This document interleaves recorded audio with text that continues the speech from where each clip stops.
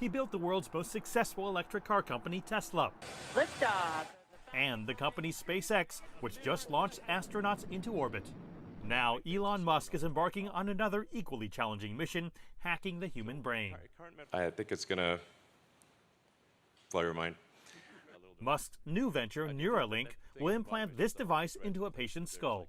It's kind of like a Fitbit in your skull with tiny wires. Neuralink aims to make the procedure automated, with this robot cutting an incision in the skull and inserting the device.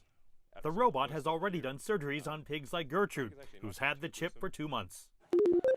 The beeps you're hearing are real-time signals from the Neuralink in Gertrude's head. So this Neuralink connects to neurons that are in her snout. So whenever she snuffles around and touches something with her snout, that sends out neural spikes. By putting a pig on a treadmill, Neuralink showed how the brain chip was able to predict the pig's joint movements, which look, compared to the actual movements, almost exactly the same. Musk says they're working with the FDA to move toward clinical trials with humans. The #1 target is spinal cord injury. If you can sense what somebody's trying to do with their limbs, what they want to do with their limbs, then you can actually do a second implant that's at the base of the spine or wherever, just after wherever the spinal injury occurred, and you can create a neural shunt. So I'm confident that long-term it will be possible to restore somebody's full body motion. So if somebody even has a severed spine, they will be able to walk again. Somebody that's got mental degradation, quadriplegic, bipolar, insanity problems, I mean, things that their life is so miserable it is worth taking a risk like this to end the misery. That's the target audience for this initially.